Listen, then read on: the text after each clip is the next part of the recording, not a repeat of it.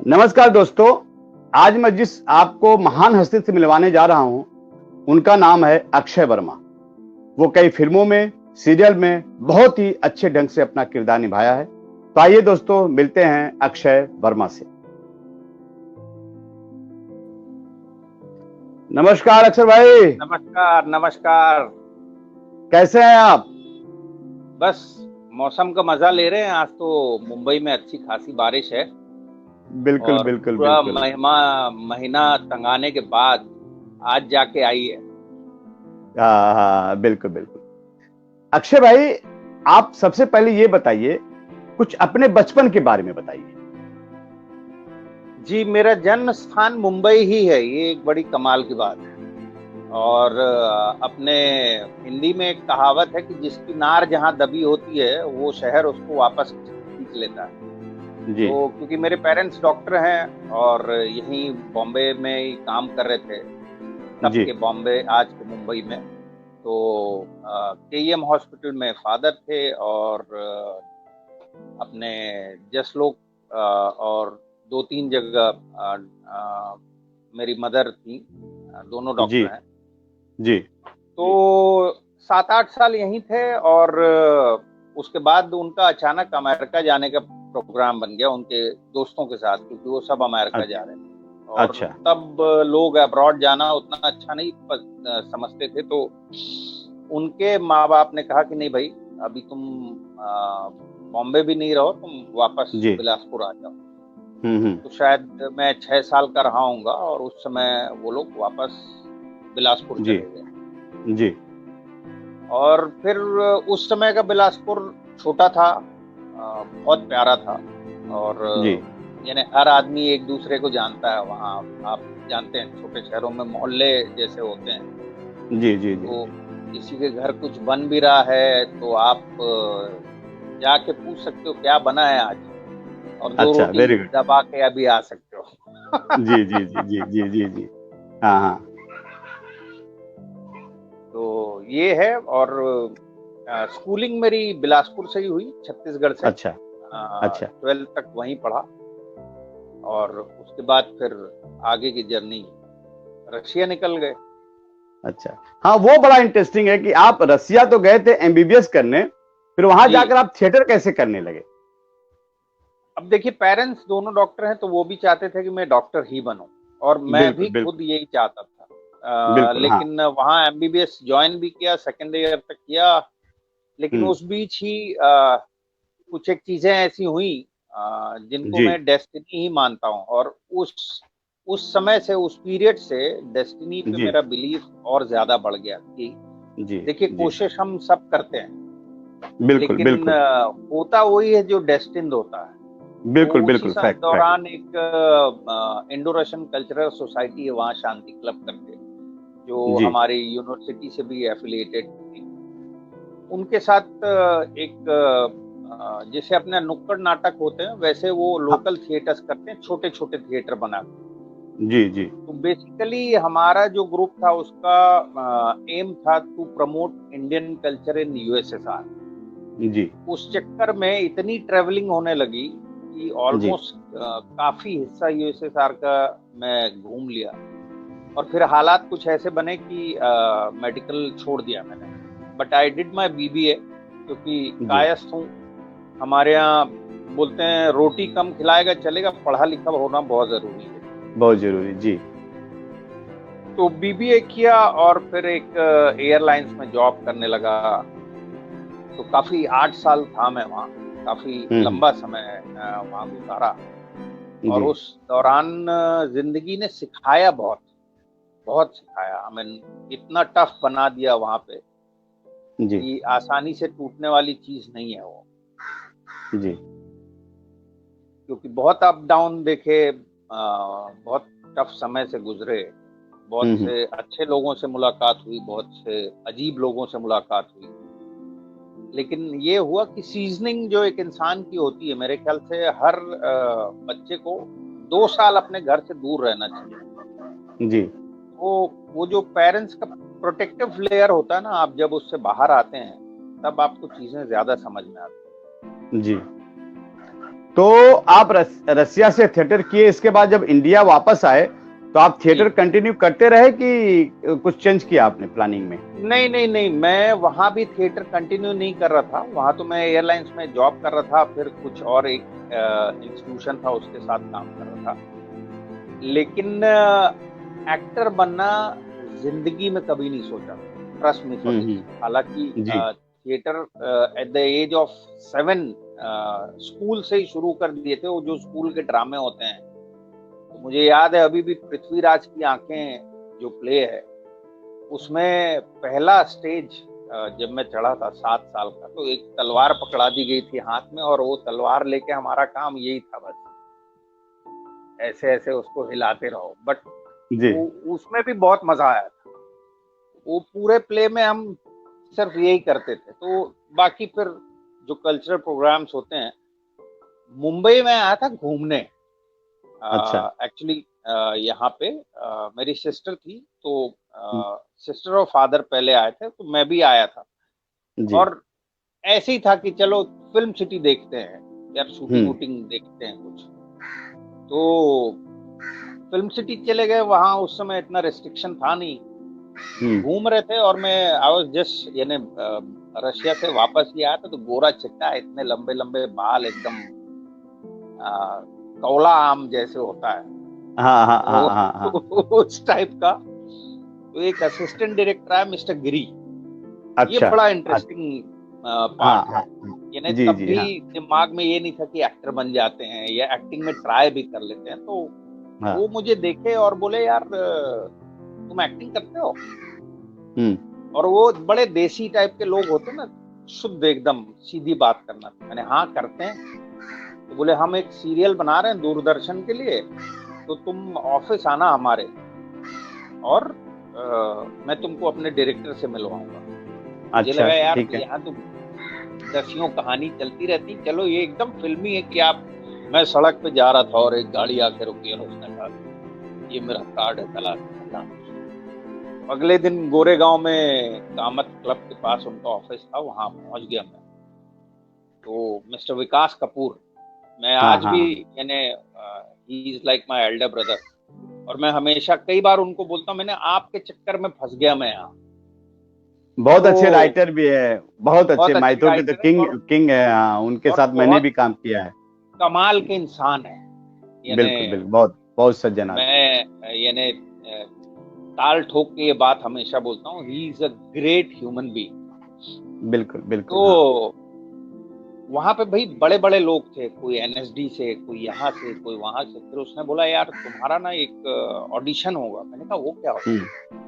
बोला अरे वो देंगे लाइन वाइन लिख के, बोलोगे ना? मैंने हाँ बोल देंगे। अच्छा। एक बम्बू करके कैरेक्टर उन्होंने दिया था मुझे। अच्छा। वो कैरेक्टर यूथ नागी लीडर, और मैं देख रहा था वहाँ कम से कम 40-50 लोगों से ज्यादा थे। अच्छा। तो होता ये था कि एक हॉल में सारे बैठे हुए थे, तो जो बोलता था हाँ भाई, अब तो मुझे वो टर्मिनोलॉजी आ गई कि हाँ मैं रेडी हूँ, आई कैन गिव हाँ द हाँ टेक। हाँ। वो उस कमरे से निकलता था, दूसरे कमरे में विकास जी बैठे हुए थे, और वहां जाता था। और उसी कमरे से लगा हुआ एक गेट भी था, या तो वो अच्छा उस ठीक। गेट से बाहर चला जाता था, और नहीं तो वापस हाँ आ जाता था। मुझे, हाँ क्योंकि मेरे तो जहन में ही नहीं था कि यार ये कैसे होती हैं चीजें। हाँ हाँ हाँ होते हाँ। होते होते भाई साहब, आप ये समझो कि मैं दोपहर से गया हुआ था, रात को 9:30-10 बज गए। अच्छा। मैं पक भी गया। मैंने कहा क्या कर रहे हैं हाँ यार हाँ ये लोग, हाँ फिर बुलाते हैं, फिर ऐसे करते हैं वैसे करते हैं। तो मेरा फाइनली जब नंबर आया, तो कुछ हाँ। लोगों से पता लगा कि मैं एनएसडी से हूँ, कोई बोला मैं फलाने थिएटर से हूँ। तो मैं हम्म। खुद पे हंस रहा था। मैंने, तुम कहाँ फंस गए बे इन लोगों के बीच में? आई मीन ये तो सब दिग्गज लोग हैं। हाँ मैंने कोई बात नहीं, चलो ठीक है, एक पता लगी कि अच्छा चीजें ऐसे हाँ होती हैं। हाँ हाँ हाँ हाँ होते हाँ होते होते लास्ट में मेरे ख्याल से 9-10 लोग जब बज गए, हाँ तो हाँ। फिर एक एक को उनने बुलाना शुरू किया। अच्छा। तो मेरा भी नंबर आया।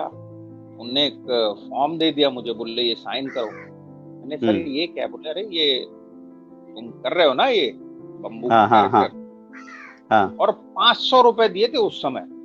अच्छा आई एम अच्छा। टॉकिंग अबाउट लाइक 18-19 साल पहले की बात। हाँ हाँ ह्यूज मनी।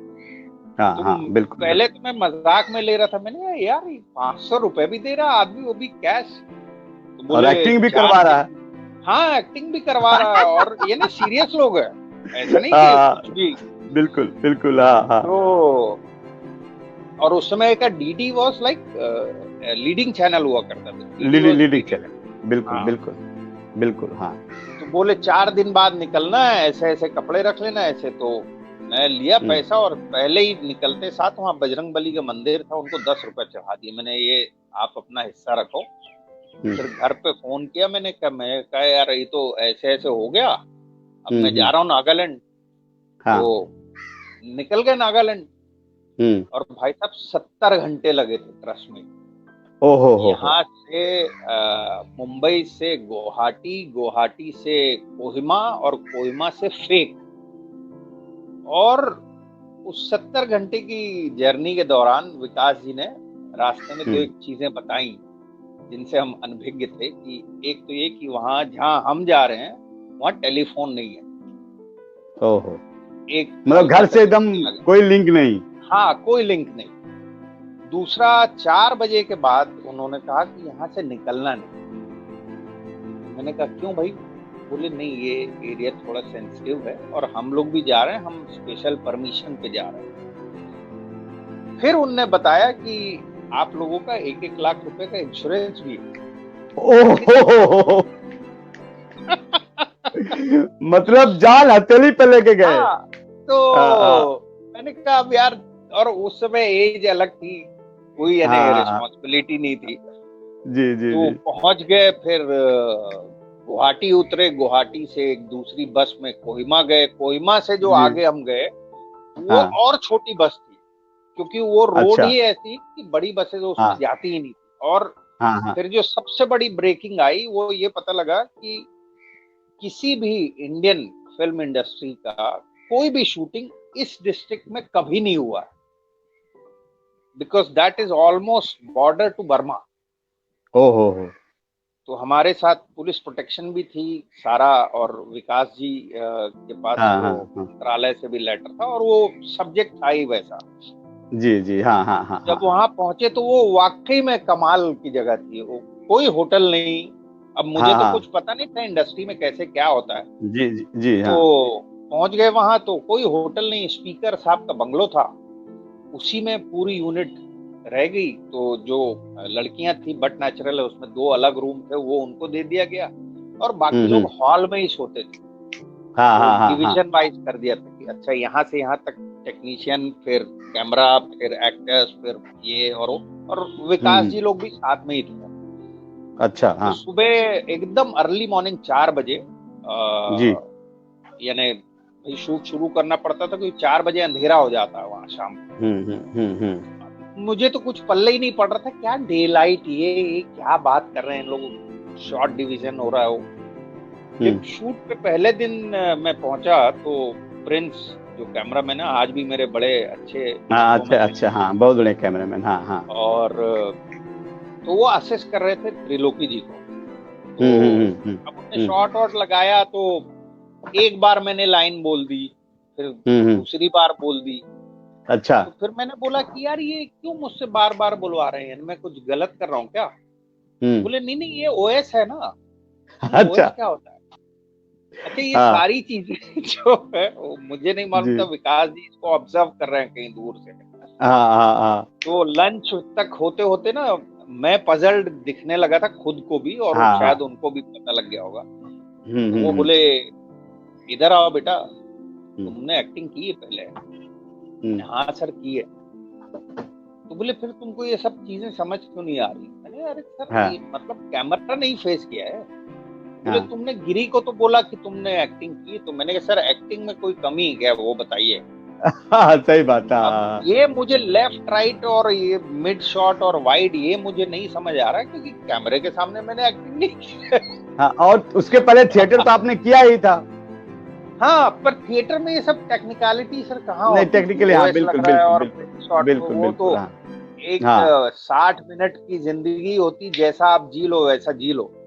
हाँ बिल्कुल हाँ। तो फिर उनने मुझे बोला कि मैं तुम्हारा क्रश कोर्स करवाता हूँ। फिर एक असिस्टेंट को ने बोला भाई इसको समझाओ। फिर प्रिंस ने, विकास जी ने, इन लोगों ने, और जो बाकी एक्टर्स थे उनने बहुत हेल्प किया टू अंडरस्टैंड। और एक और कमाल का इंसिडेंस वहीं हो गया था। मैं किसी बात पे नाराज होके दूर में किसी को गलिया रहा था। तो फिर बात हो गई तो साउंड रिकॉर्डिस्ट जो था वो मुझे आके बोलता है सर 1 मिनट इधर आइए। तो उसने हेडफोन लगा दिया मुझे और प्ले कर दिया। तो मेरी आवाज, मैंने कहा अरे ये साले तुम कैसे रिकॉर्ड कर लिए, ये कहाँ से आ गई है? अरे बोला सर माइक लगा है आपको, आप ध्यान रखिए कुछ भी चीजें जो बोलते हैं तो सारा यहाँ सुनाई देता है। बोला मैं ये इरेज कर दे रहा हूँ, एथिकली गलत है, सिर्फ आपको वार्न कर रहा था। तो वो जो चीजें थी सारी ना, वो बड़ी इंटरेस्टिंग डेज थे वो। अच्छा मुझे ये नहीं पता था कि ये जो सेट पे चाय आती है ये फ्री होती है। तो 2-3 बार चाय आई तो मैंने पी नहीं। मैंने कहा कौन पैसे गलाएगा यार, छोड़ना रहना। तो मुझे एक एक्टर ने बोला चाय नहीं पीते हो? मैंने कहा नहीं पीता हूँ लेकिन नहीं पीना है ये। बोला क्यों, क्या कारण? मैंने कहा क्यों पैसे दें यार, वहां तो रूम में फ्री मिलती है ना। अरे बोला भाई ये भी फ्री है। बस वो जो चली गाड़ी विकास कपूर जी के साथ, तो काफी चली तक। तो अभी आपका एक सरप्राइज है, आपके लिए एक सरप्राइज है। 2 मिनट रुकिए, 1 मिनट, आपके सरप्राइज है। नमस्ते सर। नमस्कार नमस्कार। कैसे अक्षय? प्रणाम, गुरुदेव की जय हो। खुश रहो। कैसे है सर? बिल्कुल कुशल मंगल, आप बताइए। बस सर आशीर्वाद आपका। बिल्कुल बिल्कुल। वही सर आपके बारे में बता रहे थे, तो मैं सर आपसे पूछना चाहता हूं कि जरा कुछ अक्षय जी के बारे में बताइए। जब आपको फिल्म सिटी मिले, फिर आप उनको नागालैंड लेके गए, तो प्लीज सर कुछ बताइए। जी जी। तो मैं तो शुरुआत इस बात से करूंगा कि जीवन में हर आदमी चाहता है कि उसकी बहुत अच्छी औलाद हो। जी जी। और अक्षय जैसी हो तो बहुत मजा आता है, बहुत आनंददायक होता है। क्या बात, क्योंकि अक्षय जैसे बच्चे बहुत कम मिलते हैं। और क्या होता है विजय जी कि आप किसी तराशे हुए को तराश नहीं सकते हैं, लेकिन किसी मिट्टी को बहुत अच्छे से अपनी चाक पर चढ़ाकर अपना मनचाहा शेप दे सकते हैं। तो अक्षय मेरे लिए वैसे ही था। जब मुझे मिला तो मुझे तो मालूम भी नहीं था कि इसने पहले कभी एक्टिंग की नहीं है। ये अपना जुगाड़ करके हमारे किसी असिस्टेंट को पकड़ के पहुंच गया, और वहां जाके मुझे पता लगा कि ये तो भाई साहब पहली बार आए हैं। अच्छा। तो मेरा हमेशा रहा है कि जो छोटे नए आर्टिस्ट आते हैं, बच्चे आते हैं, स्ट्रगलर्स आते हैं, उनके संग एक अलग कोऑपरेशन रखो। और फिर अक्षय ने बहुत अच्छा काम किया उस शो में। मुझे लगता है मेरी टीम ने इनके संग बहुत थोड़ी मेहनत की, और इन्होंने बहुत ज्यादा। होता क्या है कि आपके अगर सोचने की, सीखने की चाहत हो तो दुनिया आपको जो सिखाएगी आप उसे 4 गुना अच्छा कर देंगे, और अक्षय ने किया। मेरा वो शो जो था जिसका नाम था मोरुंग, हम लोगों ने नागालैंड के फेक डिस्ट्रिक्ट में सक्रावा विलेज है, वर्मा बॉर्डर से करीब 9 किलोमीटर पहले जी, तो वहां पे शूट किया था ये शो। जहां पर मतलब फोन तो था नहीं, बहुत सारी सुविधाएं नहीं थी। पहली बार उस शो में नवाजुद्दीन हमारे संग काम कर रहे थे। उसी शो में मीत ब्रदर्स के दोनों, एक शायद अक्षय एक था ना, नहीं दोनों भाई थे, एक था छोटा वाला मीत ब्रदर्स का बच्चा था। ये सारे बच्चे, अवधेश भी था शायद उसमें। हाँ, अवधेश जो भोजपुरी का बड़ा माना हुआ विलेन बना। ये सब बच्चे उस शो में पहली बार, फर्स्ट टाइम इन्होंने कैमरा फेस किया। संजय सोनू, हाँ बिल्कुल, संजय सोनू भी था उसी शो में। तो ये सारी टीम अपनी बनी, और बहुत फिर हम लोगों ने लंबे टाइम तक, अक्षय तो हम समझते हैं कि कोई शो शायद मेरा होगा जिसमें अक्षय ने काम ना किया हो। फ्रॉम लास्ट 22 ईयर्स, हम ये बात कर रहे हैं आपसे 1998 जब हमने मोरुंग शूट किया, और मोरुंग के लिए हमें अवार्ड भी मिला। एक बहुत अच्छा खूबसूरत कॉन्सेप्ट था वो, जिसपे फिर हम लोग ने कश्मीर में बहुत सारे एपिसोड होम मिनिस्ट्री के शूट किए, जिसमें अक्षय लगातार हमारे संग रहा। कुछ 78 एपिसोड हम लोग ने 1 महीने में शूट किए थे। फिर अभी तक, मतलब अभी मैं इन दोनों एक फिल्म कर रहा हूँ, चल जीत ले ये जहां, उसमें भी अक्षय काम कर रहा है। तो मतलब अक्षय एक परिवार के सदस्य जैसा। और मैंने जैसा पहली बात कही कि हर आदमी चाहता है कि मेरे एक अच्छी औलाद हो, संस्कारी औलाद हो, तो अक्षय वैसे ही बच्चा है मेरा, बेटा है मेरा। छोटा भाई है, और उससे भी बड़ी बात ये है कि ये आज भी काम को उतनी ईमानदारी से ही लेता है। और यही सबसे बड़ी बात है, सक्सेस के पीछे, किसी के भी आगे बढ़ने के पीछे सबसे जो इम्पोर्टेंट चीज होती है कि आप अपने काम को बहुत ईमानदारी से लीजिए।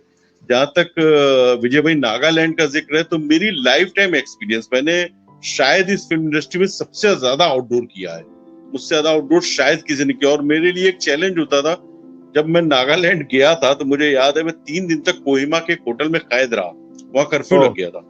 और मेरे संग यहाँ से जो बंदा गया था, जो मुझे लेके गया था कोऑर्डिनेटर, वो मुझे ऐसा डरा रहा था कि नीचे उतरो गोली मार देंगे। तो मैं 3 दिन तक झेलता रहा, वो बड़ा परेशान। फिर एक दिन मैं नीचे उतरा, पुलिस की एक जीप आ रही थी, मैंने हाथ दिया, रोका, बोले क्या? मैंने मुझे चीफ मिनिस्टर से मिलना है। अब वो पुलिस वाला भी घबरा गया कि साला चीफ मिनिस्टर की बात कर रहा है सीधे। और मेरे पास होम मिनिस्ट्री का लेटर था, मैंने लेटर दिखा दिया। तो सीएम साहब के बंगले में मुझे लेके गया। सीएम साहब नहीं मिले, लेकिन मुझे speaker of the Nagaland assembly John लोहे साहब मिल गए। 15 मिनट उनसे बात की। उन्होंने कहा साहब देखो, शूटिंग तो आप करो मेरे गाँव में। तो मैंने कहा रहेंगे कहाँ? बोले मेरा बड़ा भारी घर है, आप उसमें 40-50 लोग आराम से रह सकते हैं, वहीं चल के रहिए। उसी समय सर उन्होंने मुझे जीप और सिक्योरिटी प्रोवाइड की। हम उनके गांव चले गए, वहां से करीब 65 किलोमीटर था कोहिमा से। और वो गांव देखने के बाद तो मुझे ऐसा लगा मैं स्वर्ग में आ गया हूँ, क्योंकि इतना खूबसूरत। और आश्चर्य की बात है कि जब मैं लौट रहा था, वो लोग सर कमाल के लोग थे। जब आप जाओगे तो जैसे आपके घर में पेट होते हैं कुत्ते, वैसे आपके ऊपर भौंकते हैं, आपको इतने गुस्से से देखते हैं। लेकिन जब हम लौट के आ रहे थे, 5000 नागा हमारी बसों के आगे खड़े थे हमको विदाई देने के लिए।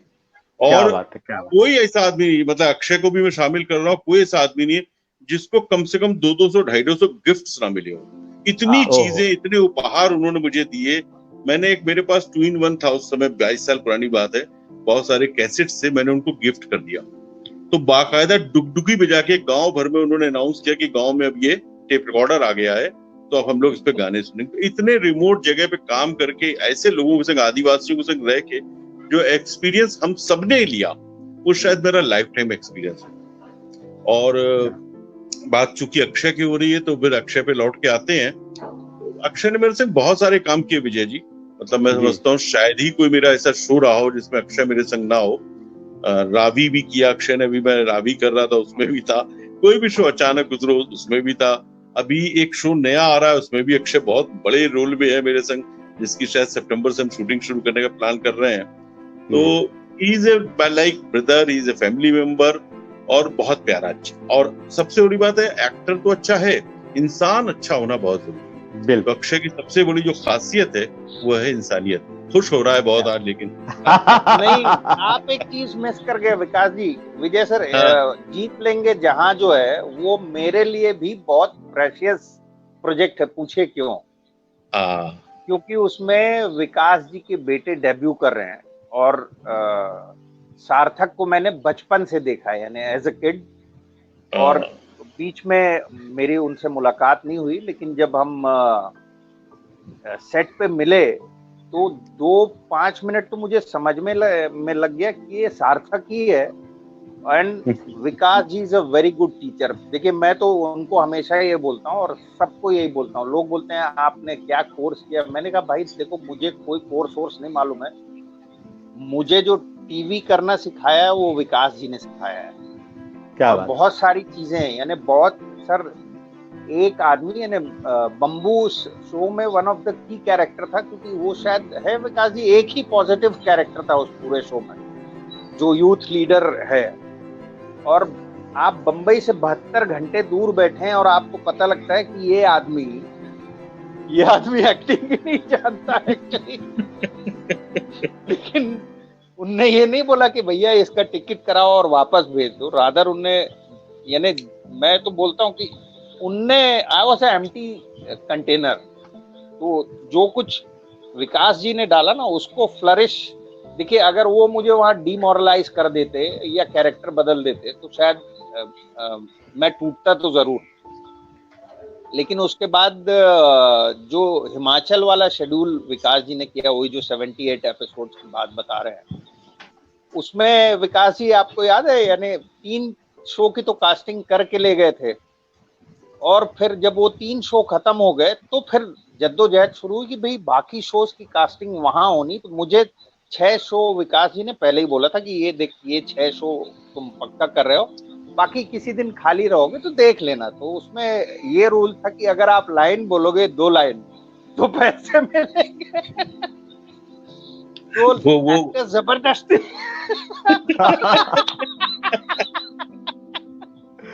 सर ये लोग क्या करते थे, बड़े बड़े इंटरेस्टिंग बात है विजय जी, और आपके दर्शकों को भी इसको सुनना चाहिए कि करीब करीब 260 आदमी की यूनिट थी मेरे संग, 4 कैमरा यूनिट काम कर रहे थे। सर एक मिनट, दोस्तों विकास कपूर सर किसी परिचय के मोहताज नहीं है, ये माइथो किंग है और इतने बड़े बड़े सीरियल लिखा इन्होंने कि मतलब मैं भी सर का 2 सीरियल डायरेक्ट किया, तो सर तो ग्रेट है। आए आप, बहुत बहुत मजा आया sir. Sorry sir, continue sir जी। तो ये हम लोग बात कर रहे हैं आपसे जब हम लोग कश्मीर के एक 78 एपिसोड शूट करने गए जी, और 1 महीने का चैलेंज था, 1 महीने में हमको 78 एपिसोड शूट करके देने थे जी। तो 4 कैमरा यूनिट थी और सब थे, नवाज साहब, हरदी, अपने मीत ब्रदर्स के दोनों, अवधेश, अक्षय, सारे बच्चे अपने, सब टीम पूरी थी।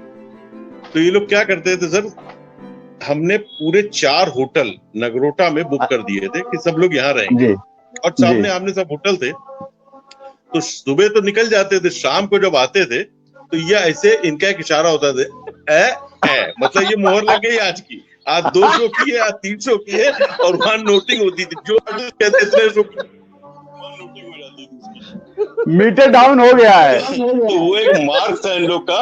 सारे के सारे जो है, सारे के सारे ऐसे एक ही ऐसे करते थे और उसके बाद लेके ये ठप्पा लगाते थे। तो आज भी हम लोग जब मिलते हैं तो ये लोग ऐसे ही मुझे दिखाते हैं कि ये हो गया ठप्पा सर।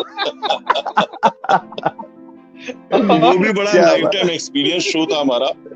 और सच में मैं कहूँ तो मेरी टीम का, मेरे साथियों का बड़ा सहयोग रहा। दूरदर्शन के मैंने चैलेंजिंग शोज किए इन लोग की वजह से, और की कृपा मेरे ऊपर हमेशा बहुत ज्यादा बनी रही जी। और सर आप भी बहुत प्यार करते हैं, क्योंकि मैंने भी देखा है 2 शो करके, तो आप भी बहुत कह रहे, आप भी बहुत प्यार करते हैं सबसे। मुझे आवाज नहीं आ रही है।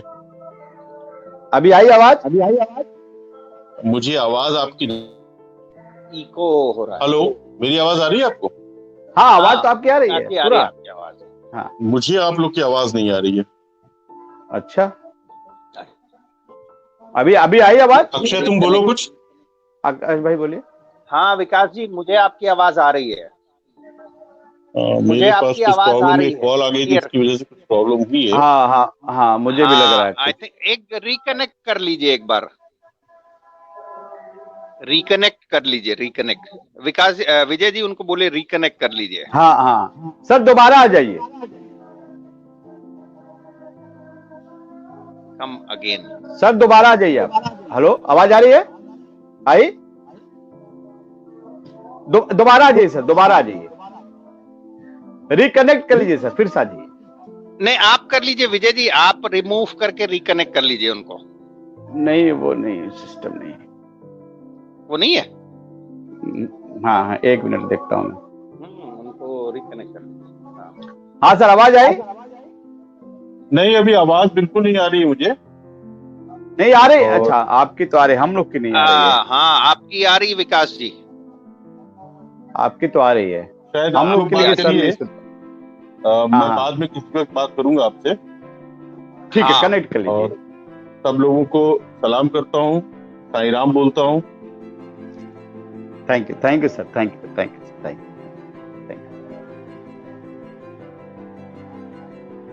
क्या बात है, विकास जी जैसे व्यक्ति बहुत कम मिलते हैं, बहुत अच्छा, अपने लोगों से प्यार भी करते हैं, बहुत कम। और आपके साथ तो बहुत अच्छा अनुभव भी रहा, मेरे साथ भी, मैं भी इनके साथ 2 सीरियल को डायरेक्ट किया। तो आप अपनी यहाँ तक जर्नी बताया, अभी ये बताइए कि मुंबई में जब आप आए, नागालैंड से फिर वापस आए, तो आपको किन किन परेशानियों का सामना करना पड़ा?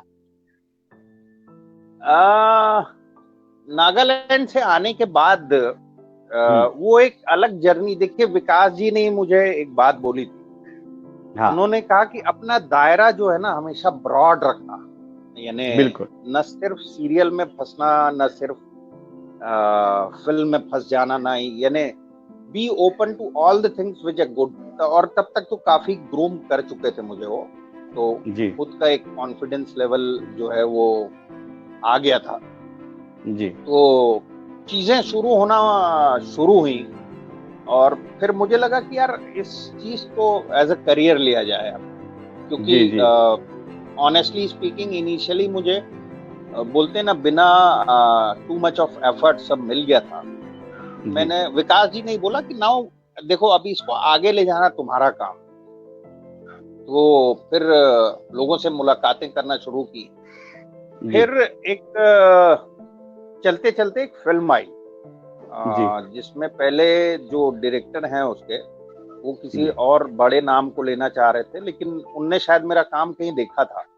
तो मेरे एक मित्र से उनने बोला यार कि तेरा वो दोस्त है, जरा उसको बुला, एक फिल्म में लिख रहा हूँ और मैं उसको ट्राई करना चाहता हूँ, लेट्स सी क्या होता है।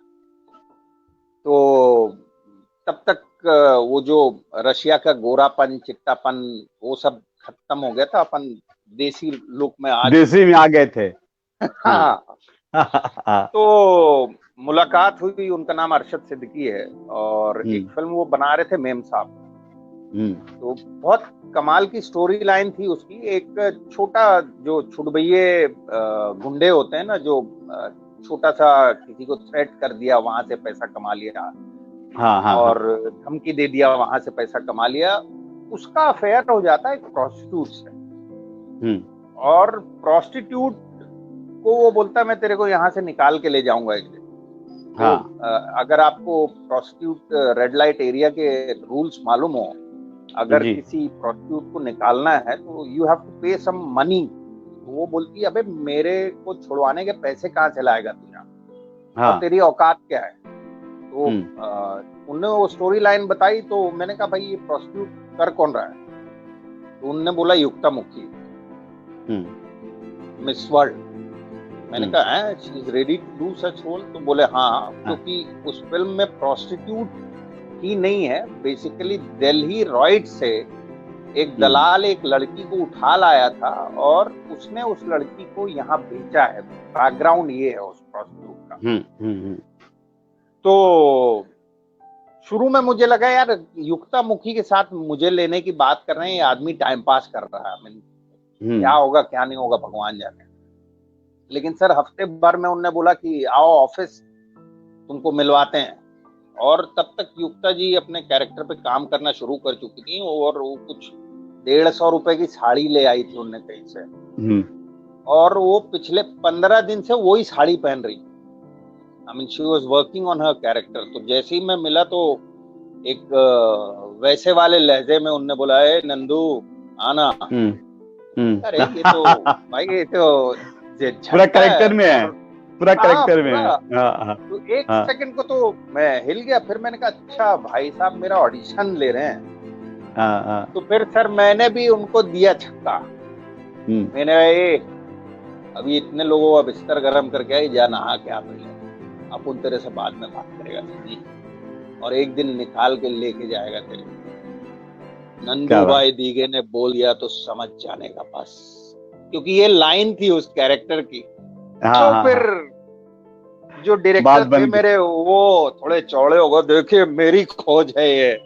तो उनको भी थैंक्स है, हर उस डायरेक्टर को, हर उस प्रोडक्शन हाउस को, हर उस बंदे को थैंक्स है जिसने मुझे जो भी काम दिया। I am really grateful to them, क्योंकि कोई भी काम छोटा बड़ा नहीं होता। और मैं बताया ना विजय जी, मैं डेस्टिनी को मानता हूँ। देखिए डेस्टिनी किसको कब कहाँ कैसे ले जाएगी कुछ नहीं मालूम।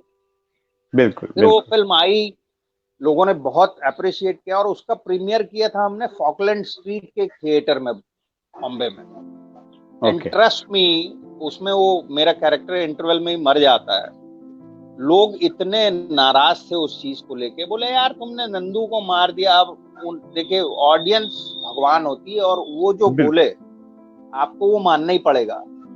तो उतने में इंटरवल में जब ये लोगों को पता लगा कि मैं युक्ता सब हैं वहां पे, गोविंद नामदेव जी भी थे उसमें, विजय राज थे, तो एक आया लड़का एकदम सुखड़ा सा, और ऐसे करके उठाया, बोला ए देख 6 गोली लगा इधर, किधर है तेरा डायरेक्टर, साला 1 गोली में मार दिया तेरे को। ओह। तो मैं बोला भाई ये बैठा है बाजू में, इनसे बात करो। बोला क्या भाई, पिक्चर का पूरा मजा ही खत्म कर दिया तुमने तो यार, ऐसा काहे को कर दिया यार। वो फिर फिल्म आई गई, समय निकल गया, फिर लाइफ आगे बढ़ गई। बिकॉज अच्छा, बात रुकना नहीं। हाँ हाँ हाँ, बिल्कुल बिल्कुल। आपने टोनी फिल्म भी किया था, जरा उसके बारे में कुछ बताइए। टोनी सर, टोनी जो है विपुल रावल जी की लिखी हुई फिल्म है, डायरेक्ट भी उन्हीं ने की है, जिनने रुस्तम लिखी है, इकबाल लिखी है, काफी अच्छे राइटर हैं और मेरे बड़े पुराने मित्र हैं। हाँ हाँ हाँ, यानी आप ये समझिए कि ऑलमोस्ट उतने ही सालों से मैं उनको जानता हूँ जितने सालों से मैं इंडस्ट्री में हूँ, क्योंकि जब मैं यारी रोड रहता था वो भी 4 बंगलोज में ही थे, और तब हम बैठ के ना बातें किया करते थे। वो मुझे बोलते थे कि मैं एक फिल्म लिखूंगा, उसमें तेरे को लूंगा। तो मैंने कहा कि यार भाई अभी तू कहाँ है वो देख और मैं कहाँ हूँ, हम दोनों मिलके कोई पिक्चर विक्चर बनाने की है ना, तू मेरे ख्याल से तू बहुत ज्यादा बड़ी बात कर रहा। बोला अरे तू देख, विपुल भाई ने बोल दिया ना, तू बस। फिर चल मुलाकातें होती रही, बीच में एक काफी बड़ा गैप आया था, जब अच्छा। वो भी अपने कामों में लगे हुए थे, मैं अपने कामों में लगा हुआ था। फिर अचानक से उनने एक दिन मुझे फोन किया, किधर है तू? तो मैंने कहा किधर है, क्या इधर ही है घर पे, तू मेरे घर पे आ जा फटाफट। मैंने यार अभी कैसे? बोला कितने देर में आएगा वो बोल। सर मैंने कहा 1-1.5 घंटा लगेगा भाई। बोला चल कोई बात नहीं, तू आ 1-1.5 घंटे में। पहुंचा मैं वहां और उनने बोला कि ये ले साइनिंग। क्या बात, मैंने क्या बात, इसका साइनिंग है भाई। बोला याद है तेरे को बोला था मैं पिक्चर करना है, वो पिक्चर अभी बना रहा हूं मैंने। Are you serious? तो बोला सबसे पहला आदमी तू ही है जिसको मैंने इस फिल्म का 1 रुपया भी दिया है। और वहां से बस वो फिल्म बनना शुरू हुई, and that film is really very close to me. क्योंकि देखिए सर, मेरा ये मानना, जब आपके पास सारे रिसोर्सेज हों और आप कोई प्रोजेक्ट बना लो तो वो बहुत इजी टास्क होता है। लेकिन जब आप लिमिटेड रिसोर्सेज में एक प्रोजेक्ट बनाने जाते हैं तो वो जो लोग उस प्रोजेक्ट में इन्वॉल्व होते हैं वो उन्हीं को पता होता है कि वाकई में ये कैसे बना है। तो I respect Vipul for that. यानी मेरे मित्र हैं, ऑन सेट मेरे बॉस होते हैं, मेरे डायरेक्टर होते हैं, but we are very close. और यानी बहुत ज्यादा करीबी हैं हम लोग दिल से। क्या बात है, क्या बात है। मुलाकातें होती रहती उनसे भी। हाँ हाँ जी। आपकी कौन सी ऐसी फिल्म थी जिससे आपको लगा कि मेरी किस्मत पलट गई? सर काम तो काफी है। अभी देखिए जैसे एक फिल्म, और फिर वही बजट की बात आ जाती है। मैं फिल्म को छोटी या बड़ी कभी नहीं बोलता हूँ, क्योंकि बड़े बड़े बजट की फिल्में काम नहीं करती और छोटे बजट की फिल्म भी वंडरमेंट करके चली जाती है। एक और फिल्म है which is very close to me, that's for Lakeer Ka फकीर। वो भी सर, अच्छा वो मेरे ख्याल से मेरी पहली फिल्म थी जिसमें मैंने पुलिस किया था, और वो डायरेक्टर की कन्विक्शन थी। मैंने कहा यार मैं पुलिस वाला नहीं लगता हूँ। तो जुबैर नाम है उनका, बोले भाई आप पढ़ो तो स्क्रिप्ट, यार ये ऐसी स्क्रिप्ट है, फाड़ू है, और ये मैं सब कन्विंस्ड हूँ, मुझे कोई और रोल दे दे। पता नहीं पुलिस ना, मुझे नहीं लगता कि मैं, क्योंकि उस समय तक दाढ़ी रखता था मैं रेगुलर। तो बोला मैं डायरेक्टर हूँ ना, I am ready to take a risk. और सर वो फिल्म की 12 दिन में वो फिल्म कंप्लीट हुई, और आज भी आप उठा के देख लीजिएगा, यानी 5D की शूट की हुई फिल्म है। इसलिए मैं बोलता हूँ कि कोई फिल्म बड़ी या छोटी नहीं होती। सर हमारे पास क्रू नहीं होता था ढंग से, क्योंकि हम डोंगरी में शूट कर रहे थे। वहां तो वैनिटी और ये सब का सवाल ही नहीं उठता, वो इतना क्राउडेड एरिया है वो, और लोग जो है लाइक आप ज्यादा तामा झामा करोगे तो आप फिर चढ़ जाएंगे। तो हमको बहुत आराम से, बड़े प्यार से शूटिंग करना पड़ता था वहाँ। और मेरा टोटल शूट 2 दिन का है उस फिल्म में। हाँ। लेकिन अगर आप फिल्म देखेंगे तो आपको कहीं से ये समझ में नहीं आएगा कि सिर्फ 2 दिन का काम है। और उस फिल्म ने जैसे सावधान इंडिया ने मुझे एक आइडेंटिटी दी एज अ कॉप, उस फिल्म ने एज अ कॉप बहुत बड़ी आइडेंटिटी दी है, क्योंकि यानी आज भी उस फिल्म के कमाल के फैन फॉलोअर्स हैं। यानी गोवा हम जा रहे थे, मैं और वाइफ गोवा गए हुए थे, तो रोड पे ऐसे ही चले जा रहे थे। अब गोवा में सर, और मैं वैसे भी ना बिना तकल्लुफ के रहना पसंद करता हूँ। देखिए, एक्टर होना अच्छी बात है, आप एक्टर रहिए, लेकिन 24 घंटे एक्टर बन के मत रहिए, नहीं तो पागल हो जाएंगे। ये मेरा पर्सनल परसेप्शन। बिल्कुल बिल्कुल। हाँ। और लोग अगर आपको जानते हैं, पहचानते हैं, तो ये उसके लिए ऊपर वाले का शुक्रिया। तो हम ऐसे चले जा रहे थे और एक आदमी ना हाथ में ऐसे मोबाइल रखा था, वो ऐसे देख रहा था, फिर नीचे देख रहा था, फिर ऐसे देख रहा, फिर, और उससे नहीं रहा गया ना, तो आके ठक से मेरे सामने खड़ा हो गया। मैंने कहा हाँ भाई। बोला सर आप ही हो ना? मैंने है, अरे बोला ये आप ही हो ना मोबाइल में, वो लकीर का फकीर देख रहा था। और विजय जी मैं बता रहा हूँ आपको, ऐसे ऐसे इंसिडेंट्स हैं उस फिल्म को लेके, because they have released it on YouTube, और कमाल के यानी कमेंट्स आते हैं, बहुत प्यार दिया लोगों ने उस फिल्म को। वही मैं चाहता हूँ टोनी ओटीटी पे या कहीं और रिलीज हो जल्दी से, तो क्योंकि टोनी भी उसी जॉनरा की फिल्म है, एक बहुत इंटेंस फिल्म है, और एक फिल्म है जो लोगों को देखना चाहिए। हमको थिएटर्स नहीं मिले, आपको पता है, वो उसमें बहुत सारी चीजें बिहाइंड द सीन्स हैं, हमारा बजट नहीं था, सो कॉल्ड स्टार नहीं था फिल्म में, बट ठीक है सर, काम तो काम है। यानी बिल्कुल बिल्कुल आज इसका चल रहा है, कल उसका चल रहा है, दैट्स ऑल वेल। मैं तो क्या लेके आया था यहाँ। बिल्कुल। आपने रईस फिल्म में हसमुख भाईजान के का रोल किया था और बहुत हिट हुआ था, तो उसके बारे में बताइए, और शाहरुख खान के साथ काम करके कैसा लगा उसके बारे में बताइए।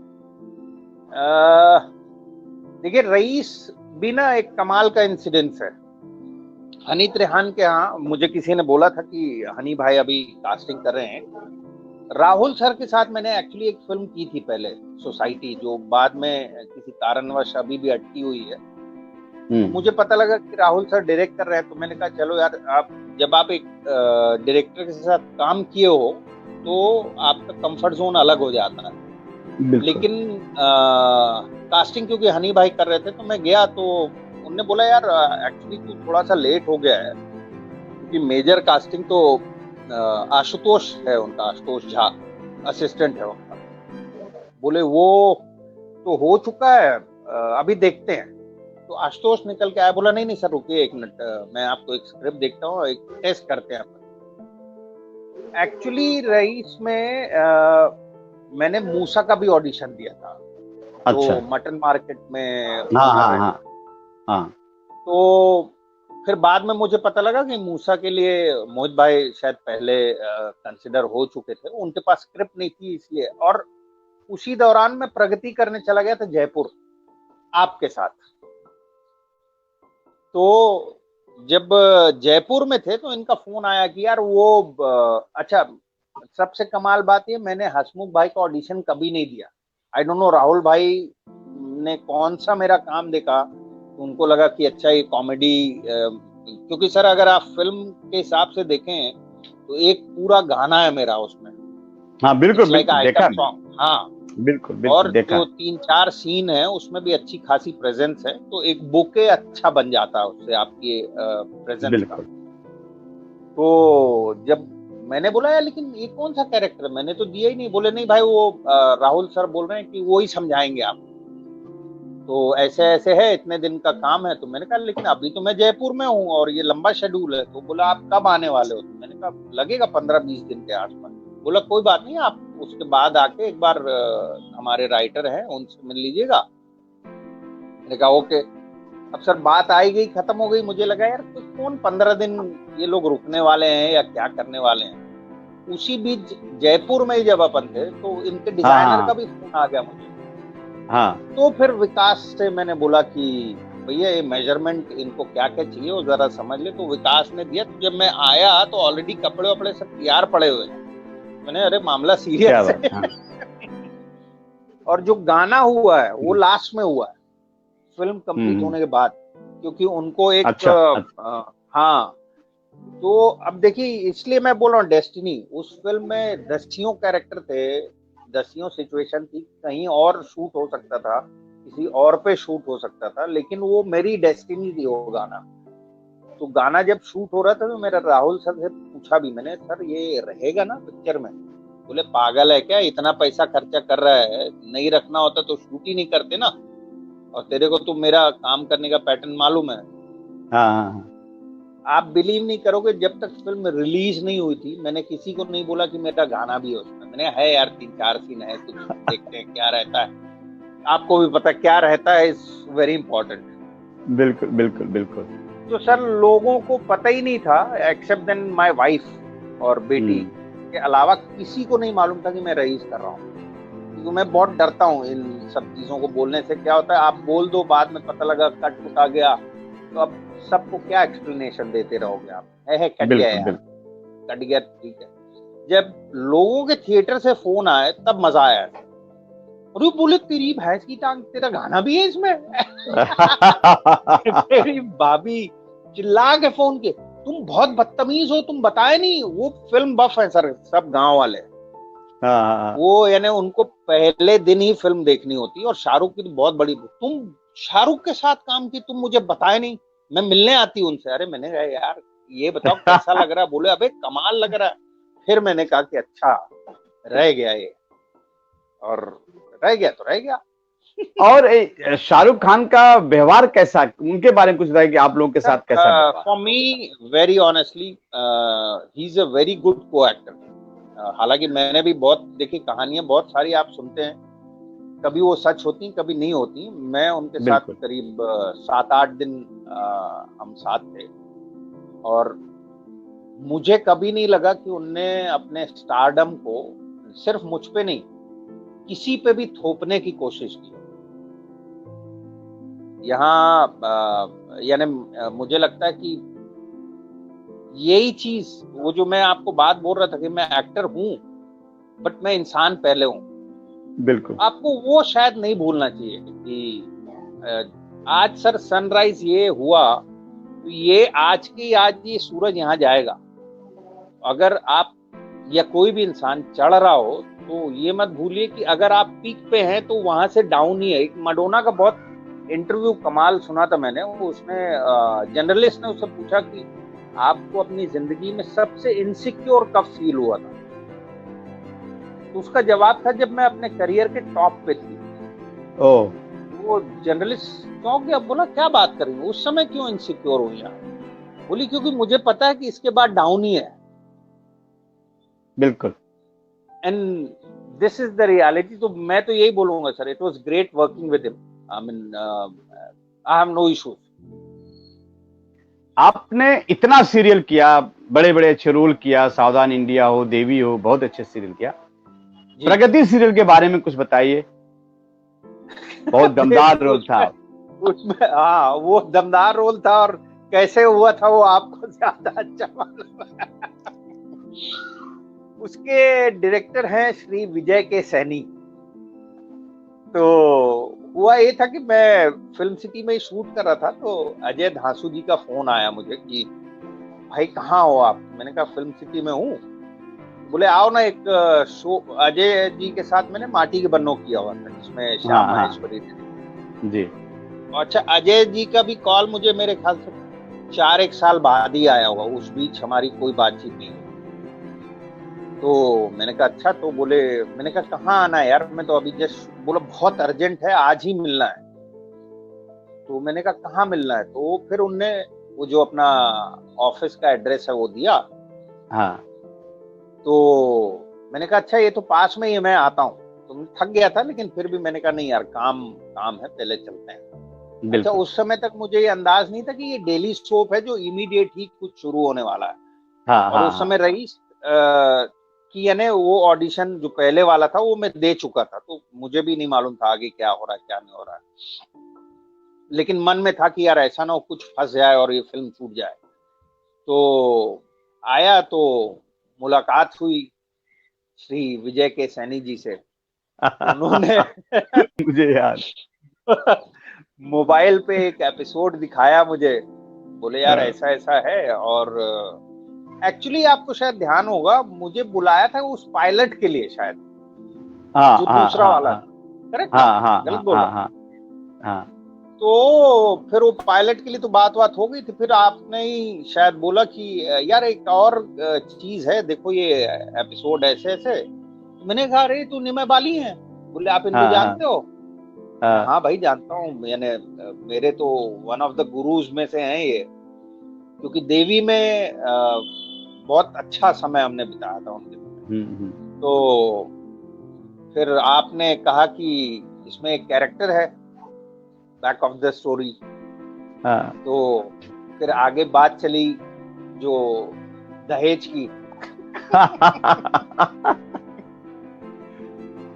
फिर वो दहेज की बात कुछ हुई कुछ नहीं हुई, और मैं निकलने लगा वहां से। फिर फोन आ गया आपका कि अरे चले कहाँ गए यार? तो मैंने कहा सर वो कोई नहीं, अपन पायलट तो कर ही ना है, इसको छोड़ दो।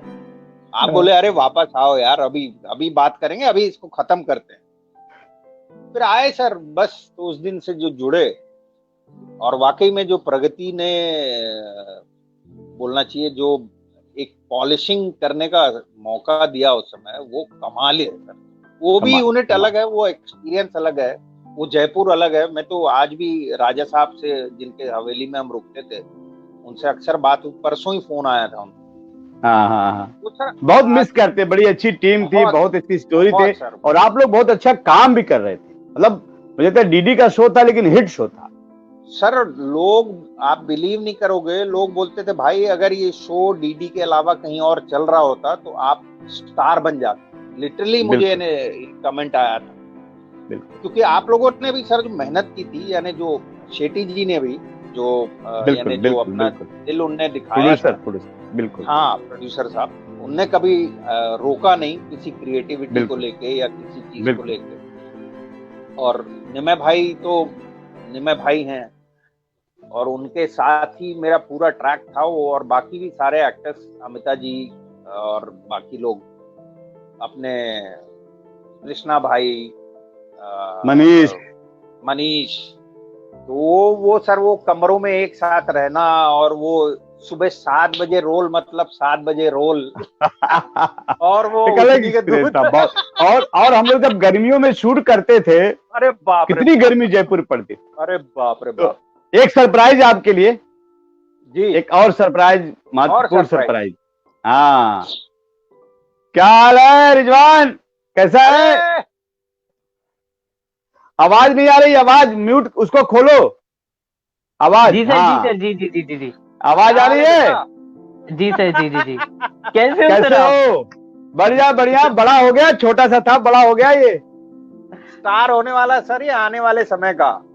नहीं, बहुत अच्छा एक्टर, बहुत अच्छा एक्टर शुरू से है, और इसके अच्छे होने में इसके पेरेंट्स का बहुत बड़ा हाथ है।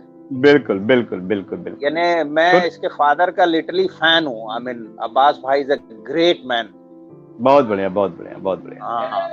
तो रिजवान, कुछ बताओ, अक्षय भाई के साथ तुमने इतना काम किया प्रगति में, और भी कई जगहों पे काम किया, अक्षय भाई के बारे में कुछ बताओ। सर, मैं अक्षय सर से मिला था एक्चुअली, जब मेरा फिल्म इंडस्ट्री में जब लाइफ स्टार्ट ही हुआ था मेरे मम्मी डैडी की वजह से, और लाइक मेरा फर्स्ट सीरियल था वो जय जय जय बजरंगबली, और उस टाइम पे मुझे जीरो नॉलेज था। बस मेरे अंदर एक चीज थी, वो था एंथुसियाज्म। मुझे चाहिए था बस कुछ, और बस मॉम डैड भी मेरे फुल सपोर्ट में थे। तो उस टाइम पे हम लोग शूट स्टार्ट किए गुजरात में, और वहाँ पे मेरे 6 महीने के स्ट्रेंथ में हम लोग शूट किए वहाँ पे। तो लाइक वहाँ पे अक्षय सर थे वहाँ, और मेरे डैड भी थे, तो वो दोनों का उधर फ्रेंडशिप हुआ, और वहां से जो स्टार्ट हुआ है आज तक, और मे भी आगे भी होगा, वो हमेशा हर एक पॉइंट पे अक्षय सर ने मुझे गाइड किया है, चाहे वो जय जय जय बजरंगबली हो, चाहे वो प्रगति हो, और भी एक दो शो किए थे बीच में। तो मतलब बहुत ही अमेजिंग एक्सपीरियंस रहा है अक्षय सर के साथ भी, और निमे वाली सर के साथ भी, वो भी थे मेरे साथ। Very good, very good. कुछ ऐसी यादें बताओ जो अक्षय भाई के साथ जब शूट करते थे, कुछ ऐसी यादें बताओ। सर अक्षय सर का तो कमाल ही है सर, वो तो मतलब वो रीजन है ग्राउंडेड रहने के लिए। मतलब जब भी कुछ भी हो, मुझे तो ऐसा लगा ही नहीं कि मैं उनको कभी सर भी बोलूं। मुझे तो ऐसे लगा यार ये तो मेरे डैड जैसे है। क्या बात है, क्या बात। मुझे एक सर एक बहुत अच्छा एक्सपीरियंस है आज। हम जब जयपुर में थे, शूट हो गया था, हमारा लंच टाइम चल रहा था, और उस टाइम पे लाइक पापा मुझे कुछ भी बोलते थे कि बेटा ये खा ले वो खा ले, तो मैं ऐसे करता था। तो अक्षय सर वाज लाइक ये जब ऐसे करेगा ना, इसके ऐसे ऐसे दबा दो जोर से। और उस दिन से जब मेरे डैड दबाते थे, तो अब जाके मेरी वो आदत छूट गई है। और हमेशा मतलब उन्होंने सर जब भी मैं इनके साथ रहता हूँ ना, मुझे इतना ग्राउंडेड लगता है ना, मतलब कभी वो ऐसे उड़ने ही नहीं देते, टेक ऑफ नहीं करने देते, कम ऑन नीचे आओ नीचे आओ। और सच में वेरी गुड, बहुत अच्छी अच्छी चीजें है सर, जब दूसरे लोगों के पास सामने जाके अपना एक्टिंग का प्रदर्शन करते हैं हम लोग, तो फिर ये सारी चीजें जो आप लोगों से सीखा हूँ, वही उनके सामने ध्यान रहती है कि हाँ हम अभी यंग है, और हमें कौन सी चीजें हमारे लिए जरूरी है, हमारे फ्यूचर के लिए जरूरी है, हमारे पेरेंट्स के लिए जरूरी है। क्या बात है, वेरी गुड, वेरी गुड। बहुत अच्छे एक्टर तुम भी हो। हाँ हाँ सर, वो याद है एक सीन था जिसमें प्रगति और इसको कमरे में बंद कर दिया था, और वो स्मोक था, और ये ऑलमोस्ट सफोकेट हो गया था, लेकिन मैंने अब्बास भाई को बोला भी, मैंने निकालो अपने बच्चे को बाहर, बोले नहीं नहीं सर लास्ट शॉट है। खांस के ये लोग परेशान हो गए थे बेचारे वहां पे। पता है। Very good, very good. बहुत कमाल। You are very good actor, very good. Be grounded, सबसे इम्पोर्टेंट वो है बेटा, क्योंकि उड़ने, देखो फ्लाइट भी उड़ती है ना, तो एंड ऑफ द डे उसको ग्राउंड होना पड़ता है। बिल्कुल बिल्कुल। तो वो सिचुएशन ही लाइफ में क्यों लाना कि आपको गिरना पड़े। आप आराम से ग्राउंडेड चलो ना, और स्टार और रेन और तेन, जितने फेक वर्ल्ड आप अपने अराउंड क्रिएट करोगे, उतने जेन्युइन लोग आपसे दूर हो जाएंगे। बिल्कुल बिल्कुल, ये एकदम रियलिटी है लाइफ की। आज भी मेरे जो गांव वाले फ्रेंड्स हैं, तो मैं जाता हूँ तो मैं वहाँ आराम से घूमता फिरता रहता हूँ। अब क्या होता है, धीरे धीरे काम करने से आपकी विजिबिलिटी बढ़ती है, आपकी आइडेंटिटी बढ़ जाती है। अरे सर, लेकिन किसी के सींग निकल आते हैं क्या?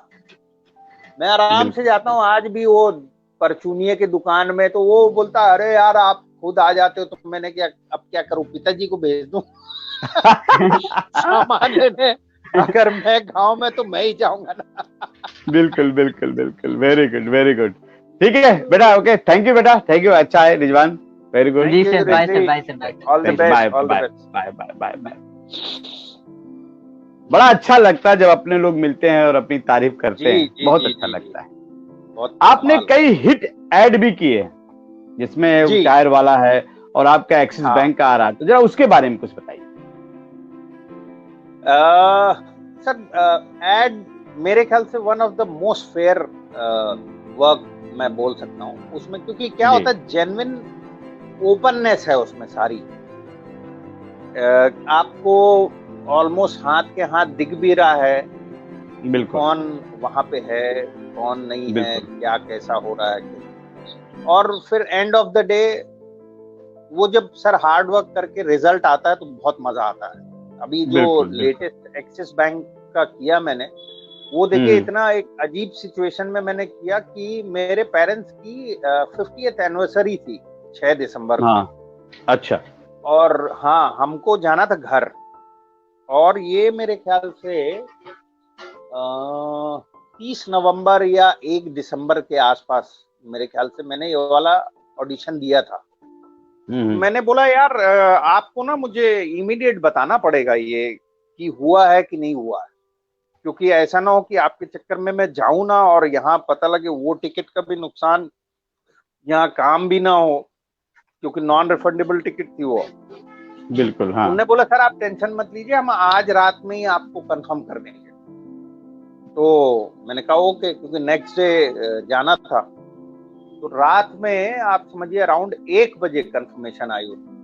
तो सुबह 5 बजे फिर मैंने फैमिली बस को ड्रॉप किया, फिर मैंने अपना दूसरा टिकट कराया, 3rd 4th उनका शूट किया और फिर 5 की सुबह में पहुंच गया। तो वो लोगों को बहुत पसंद आया है वो स्टोरी लाइन। एंड मुझे सबसे अभी सरप्राइजिंग ये लगा, किसी ने बांग्लादेश से टैग किया मुझे वो ऐड। अच्छा, कि सर ये बहुत अच्छा लगा हमें करके। मैंने अरे वाह। और मेरे हिसाब से मेरा पैन इंडिया पहला ऐड है वो, जिसका होर्डिंग, डिजिटल और पीवीसी तीनों इतना जम के हैमर किया। एब्सोल्यूट प्रोडक्शन है और पीयूष रैना कास्टिंग डायरेक्टर है। थैंक्स टू देम टू इस टीम। तो आप कठिन समय में कैसे अपने आप को मोटिवेट करते हैं? सर जनरली तो कोशिश करता हूं कि मैं उस चीज को दिमाग में घुसने ना दूं। आई मीन एक देखिए सिचुएशन हर किसी के लाइफ में आती है, तो उसको प्रैक्टिस ही किया है मैंने कि उस सिचुएशन का I try to find out a solution, बजाय इसके कि मैं सर पकड़ के बैठ जाऊं और 36 नेगेटिव चीजें सोचने लगूं। उसको सबकॉन्शियस में रख के मैं उसका सलूशन ढूंढने की कोशिश करता हूँ। हाँ, और मेरी एक यानी कमाल की स्टडी है, मेरा ये मानना कि इस दुनिया में हर आदमी एक रबर है। तो कोई यहाँ टूट जाता है, कोई यहाँ टूट जाता है, कोई यहाँ तक नहीं टूटता।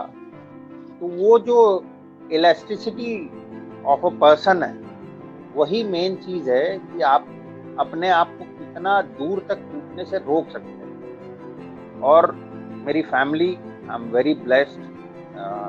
मेरे parents, my wife, my daughter, मेरी बहन और मेरी साली को भी मैं अपनी बहन ही गिनता हूँ। ये लोग ऐसे हैं सर जो कांस्टेंट मेरे पीछे लगे रहते हैं। और स्पेशली हाँ, स्पेशली माय वाइफ। यानी बीच में एक दौर ऐसा आया था जब मैंने मेरा ना एक बड़ा चक्कर है, मैं ग्रोथ का बहुत भूखा हूँ। Not just financial growth, as a career आपकी ग्रोथ होनी चाहिए।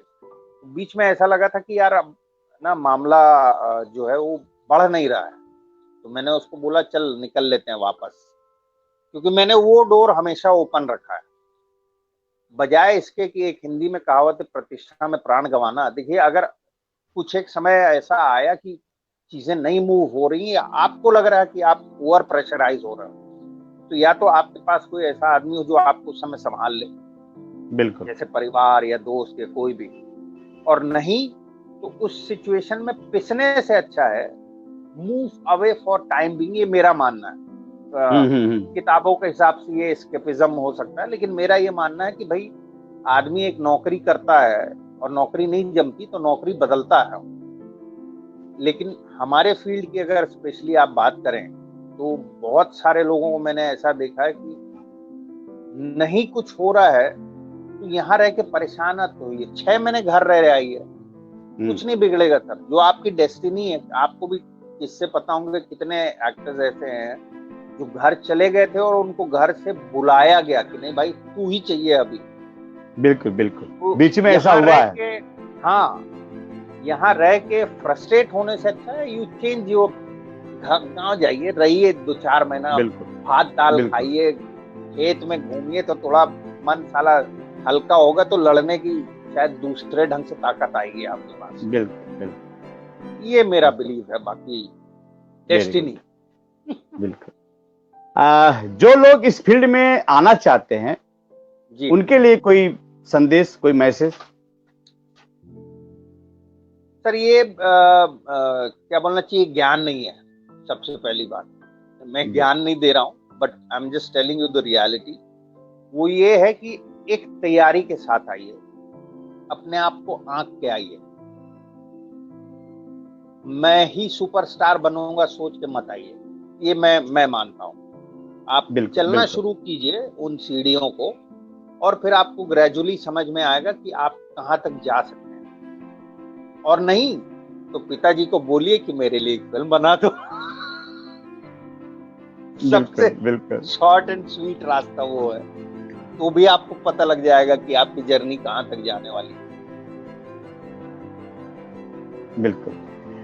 इस महामारी के दौर में एक्टर हो चाहे फिल्म के टेक्नीशियन हो, कोई भी हो, थोड़ा डिप्रेशन के माहौल में हो, बहुत परेशान है, और बीच में कई लोग आप सुने होंगे कि आत्महत्या भी कर लिए, उनके लिए कोई पॉजिटिव मैसेज? सर एक बात तो ये कहना चाहूंगा कि suicide can never be a way out, किसी को नहीं करना चाहिए। तो मुझे नहीं लगता कि जीवन में कितना भी बड़ा प्रॉब्लम हो वो अच्छा सुसाइड सोल्यूशन नहीं है। देखिए आप जो करता है वो तो करके चला जाएगा, लेकिन उसके पीछे उसका परिवार, उसके माँ बाप, उसकी पत्नी, बच्चे जो उसके चाहने वाले हैं, उन पे जो बीतती है सर वो तो यही झेलते हैं। अभी आपको एक छोटा सा इंसिडेंस बताता हूँ। हमारे यहाँ कॉलोनी में एक जीन्स कपड़े की दुकान है। अब आपको पता है लॉकडाउन है, और लॉकडाउन में अच्छे अच्छे धंधों की हालत खराब हो चुकी है। यानी आप ये समझिए एटलस साइकिल जैसी बड़ी कंपनी ने जब हाथ खड़े कर दिए तो बाकी छोटे लोगों की तो क्या बिसात है। वहां एक अंकल है 70 साल के, जो शॉप पे बैठा करते थे। तो मैंने देखा कि जब जैसे ही लॉकडाउन हुआ उसके 15 दिन बाद उनने अपनी शॉप के सामने सब्जी का वो लगा लिया, भाखड़ा, खुद ही। अच्छा। तो मुझे लगा यार ये क्या है। तो सिंधी है वो, और बोले बेटा हम तो किसी काम में शर्म नहीं करते। बोला मैं घर कैसे चलाऊंगा, नहीं तो मैं, और मुझे मांगना है नहीं किसी से। आप बिलीव नहीं करोगे, रेट थोड़े से उनके 20 रहते हैं, लेकिन ये पूरे लॉकडाउन के दौरान मैंने उनके यहाँ से सामान लिया। मैंने कहा यार सल्यूट है इस आदमी को, देखो वो हारा नहीं।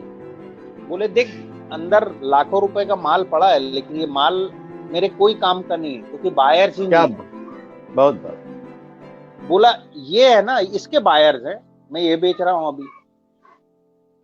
तो वो फॉल्स ककून में रहना नहीं चाहिए कि अरे यार मैं ऐसे करूंगा तो क्या। कुछ नहीं सर, देखिए आपको अल्टीमेटली आपका घर आपको ही चलाना है। बिल्कुल बिल्कुल। तो कोई काम, अब मैं जैसे आपको रशिया का एक्सपीरियंस बताता हूँ। मैं रशिया में कपड़े बेचता था। वो इंसिडेंस ऐसा हुआ कि एक टी शर्ट मैंने पहनी हुई थी, तो एक रशियन ने आके मुझसे पूछा ये कितने की है, और वो दिल्ली में उस समय 28 रुपए की मिलती थी वो, और $1 था 28 रुपए का। मैंने उसको $5 की बोल दिया। तो वो बोला तेरे पास और है? मेरे पास लकीली 10 पड़ी हुई थी। मैंने कहा हाँ है। तो बोला मुझे दे दे। अब देखो मुझे उस समय पता लगा यार ये तो मेरे आने जाने का खर्चा निकाल देगी ये। आप बिलीव नहीं करोगे, मैं जितने बार इंडिया से जाता था मैं पूरे सूटकेस में टी शर्ट भर के लेके जाता था। उस समय 40 kg अलाउड था, और मेरा साल भर का ऊपरहा खर्चा जो होता ना वो टी शर्ट निकाल देते, ले जाके मार्केट में ऐसे बेच देते थे। आधी से ज्यादा तो वही खरीद लेता था, और जब लगे कि इंस्टेंट पैसा चाहिए तो गए, खड़े हो गए। सुबह 4 बजे मार्केट लगता है वहां, ऐसा खड़े हुए बेच के आ गए। तो कुछ इंडियंस ने मुझे बोला कि यार ये तुम इंडिया की नाक कटा रहे हो। मैंने कहा भाई मुझे पैसा दे दो खर्चे का, मैं नहीं करूंगा ये, और नहीं तुम खरीद लो। 2 महीने बाद पता लगा सारे वही करने लगे, इंडिया से सूटकेस में भर भर के लाके। मतलब ये है कि आप बिजी रहिए, काम छोटा बड़ा नहीं होता है, कुछ भी करते रहिए। शर्म, जो फॉल्स शर्म होती ना कि अरे मैं कैसे करूंगा क्या सर, फिर ये समझ लीजिए कि आपका घर कैसे चलेगा। सिंपल सी बात है। बिल्कुल बिल्कुल। अक्षय भाई आपसे बहुत ढेर सारी बातें हुई, और जितने भी प्रश्न थे आपने बहुत अच्छे ढंग से बताया, समझाया, और ज्ञान की बातें भी की। उसके लिए आपको बहुत बहुत धन्यवाद। थैंक यू अक्षय भाई, बहुत बहुत धन्यवाद। जय हिंद, जय महाराष्ट्र, जय भारत, जय।